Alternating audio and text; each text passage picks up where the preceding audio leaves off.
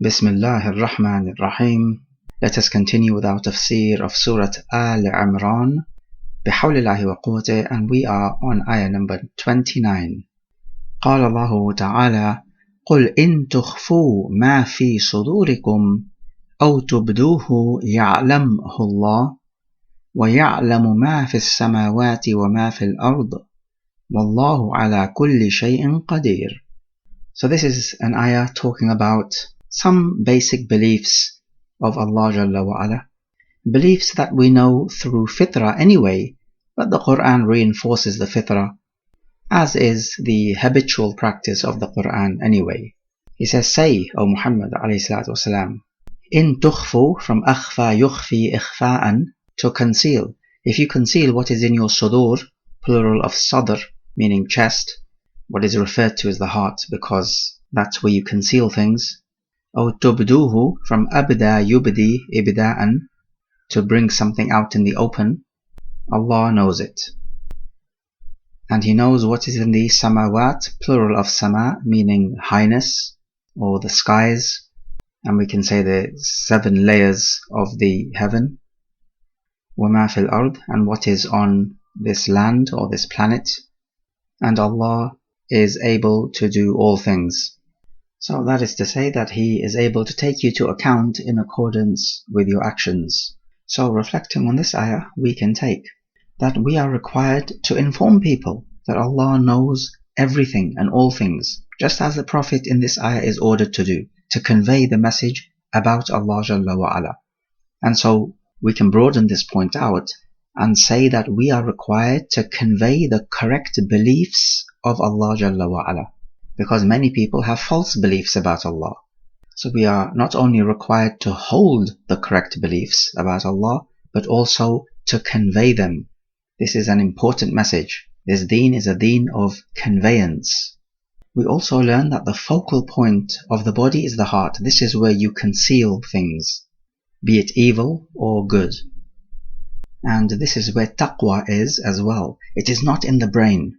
The brain does the administerial job, so it does all the heavy lifting and the donkey work. But the king of the body, which gives the orders, is the heart. So you see, the king does not do the donkey work and the heavy lifting. It is done by the servants and the secretary and the soldiers. And this is what the brain is. It's like the servant or the secretary or the soldier. It does all the hard work. But the ultimate ruler of your body and your essence is the heart. We learn that Allah even knows our inner thoughts, even if we have not uttered them on the tongue. But one asks, okay, so what does that imply? It implies that we are not to harbor evil intentions. Now that's not the same as evil thoughts entering our mind. We are not taken into account for that. There's a difference between just mere thoughts entering your mind and actual intentions, something which you are resolved to do. So it is the latter which you are taken to account for, not the former. We find that Allah knows all that which is in the heavens and the earth. Now, we can give examples, but we can go on giving examples because there are just too many examples to enumerate. But Allah knows everything which resides in the heavens and the earth. Just imagine all these species, many of which we do not even know of. And then who knows the types of things in the heavens, from the angels and other matters. There is so much of the universe even below the lowest heaven which the human race has not discovered, and we do not even know the things we do not know. We also take that the layers of the sky or the heavens are multiple, because He says samawat, that's plural. We know from other evidence that we are talking about 7 layers. The earth is used as a singular, however, we know from other evidence such as Surah At-Talaq and other ahadith that there are multiple layers of the earth as well, and that there are 7 layers. And we also take the obvious lesson that Allah is able to do all things. We have spoken about that before. Ayah number 30. يَوْمَ تَجِدُ كُلُّ نَفْسٍ مَا عَمِلَتْ مِنْ خَيْرٍ مُحْضَرًا وَمَا عَمِلَتْ مِنْ سُوءٍ تَوَدُّ لَوْ أَنَّ بَيْنَهَا وَبَيْنَهُ أَمَدًا بَعِيدًا.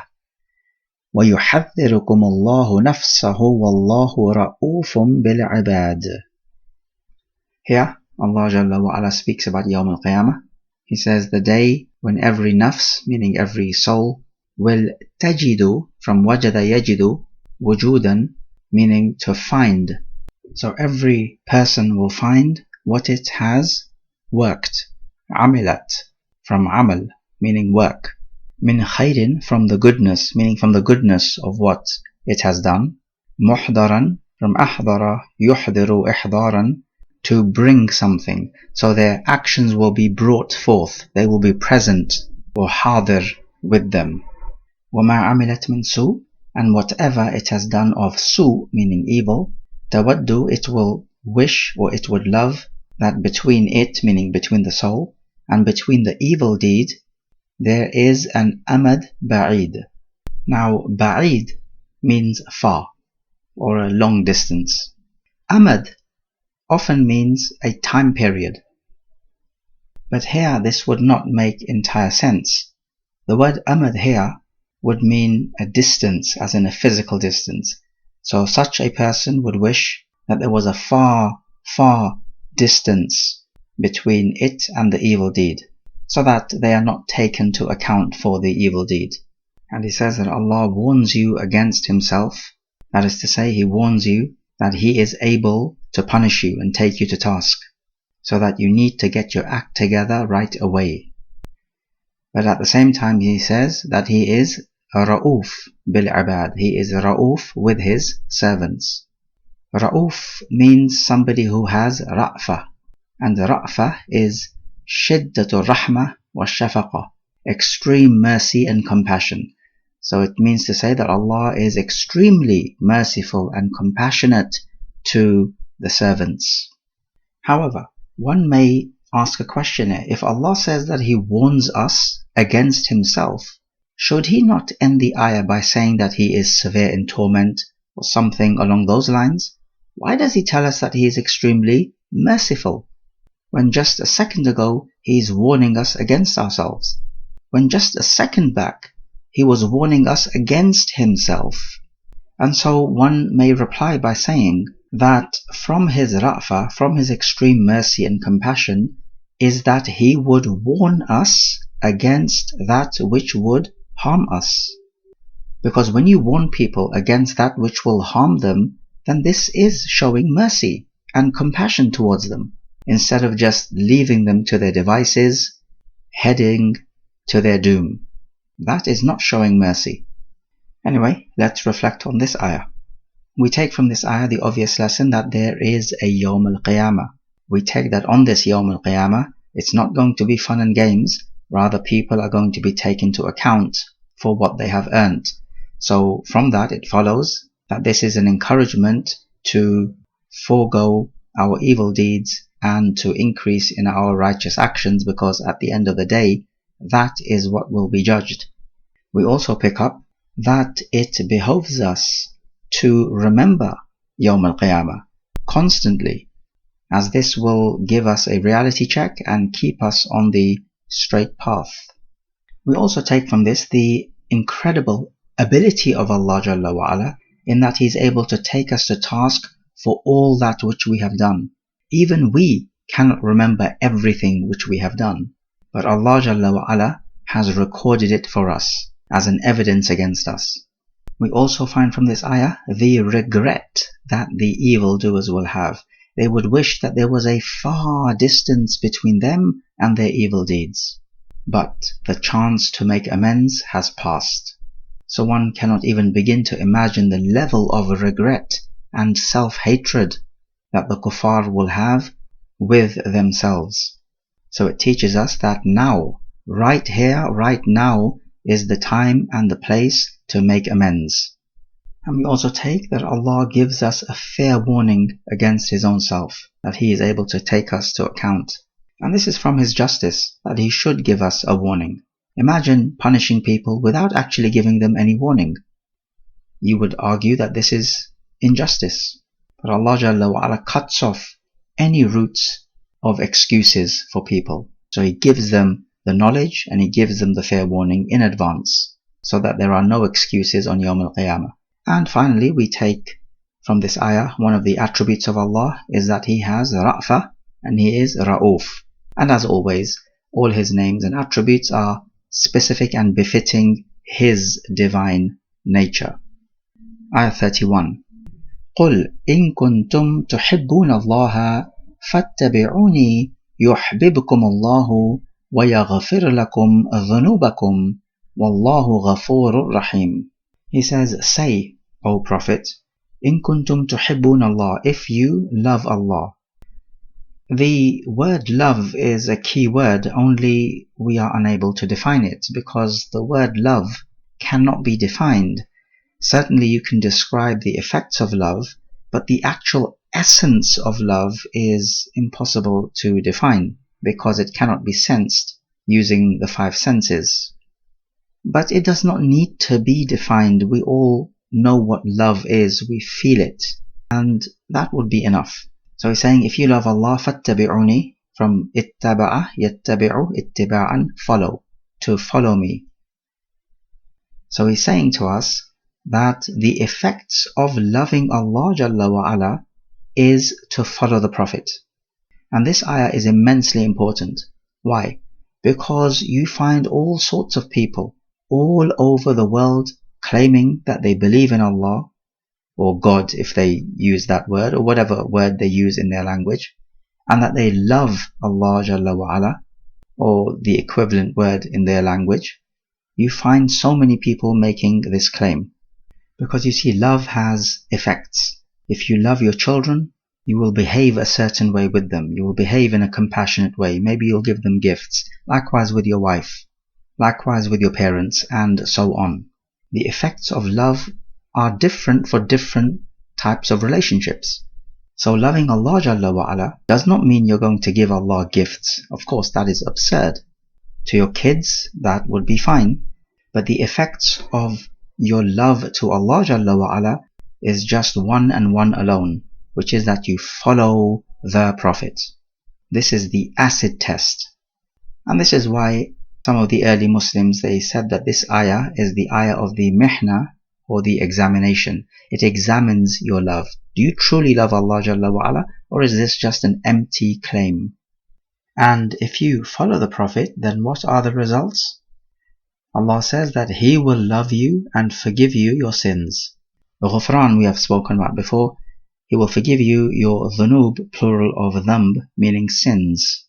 And Allah is the Ghafur Rahim, the two names which we have met many times before.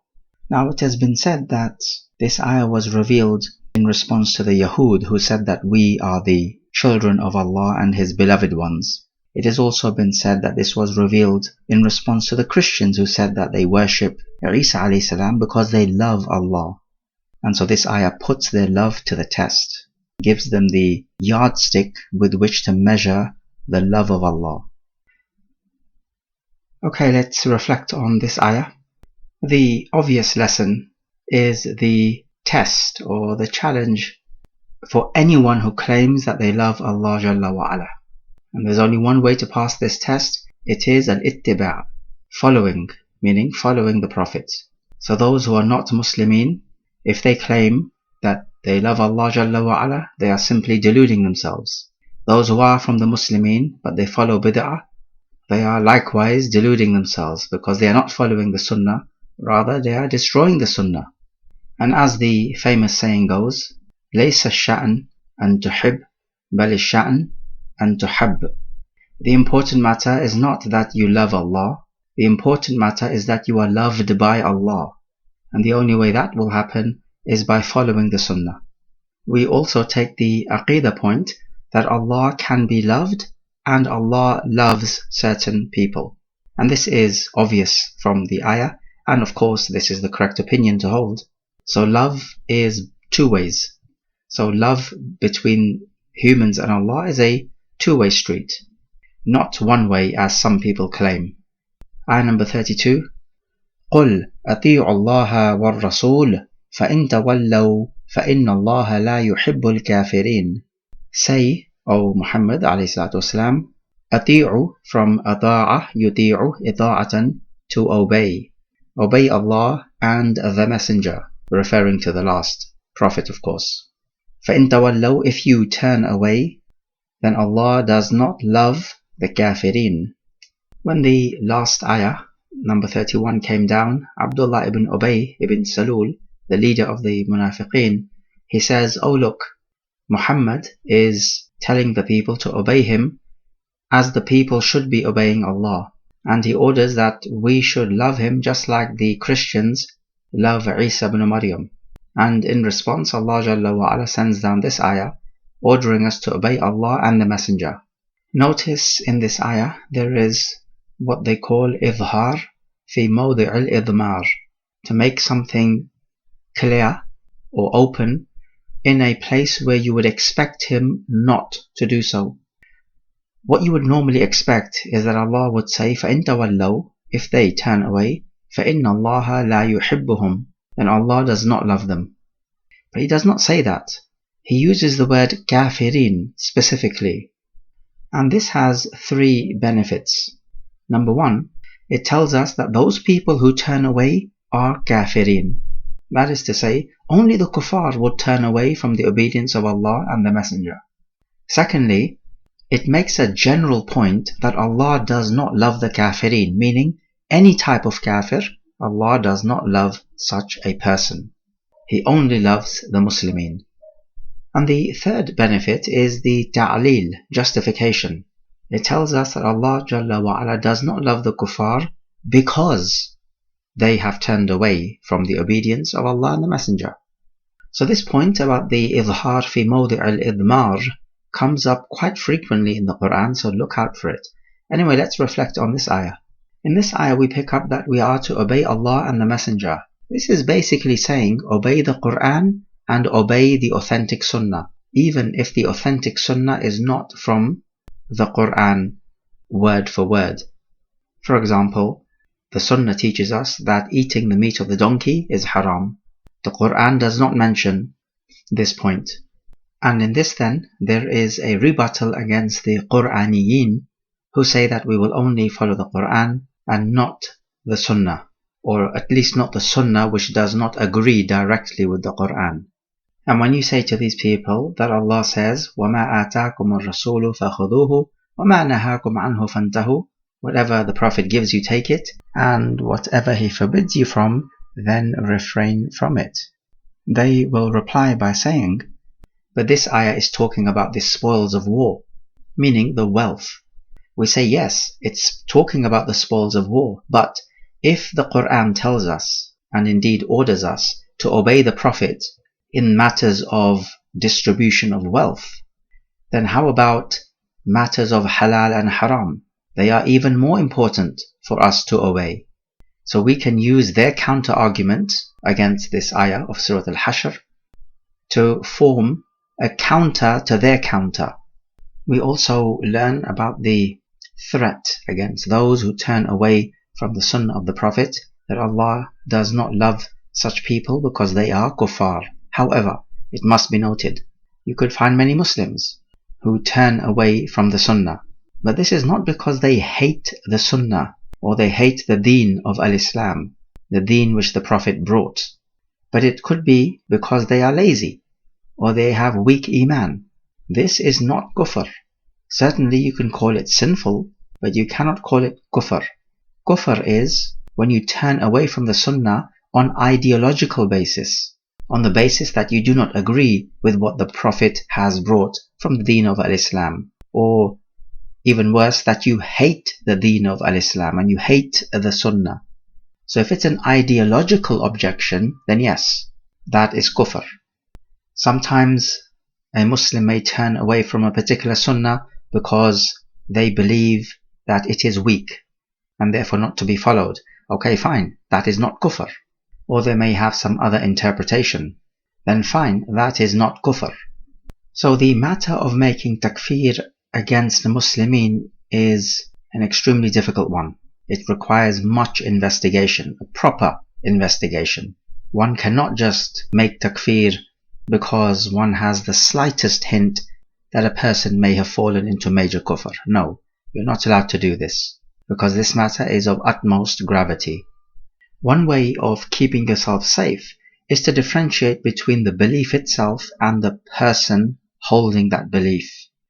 It's easy to pronounce takfir on the belief, so that it's easy to say that such and such a belief is major kufr. But as for the person holding that particular belief, then you need to lay off, because you do not know the circumstances. Maybe that person is brainwashed. Maybe he is influenced by some specious arguments. There could be all sorts of various factors that you have not thought about. So it's best to not pronounce a judgment on a particular person. But as for ideas, they are easy to pronounce judgments on. هذا والله أعلم.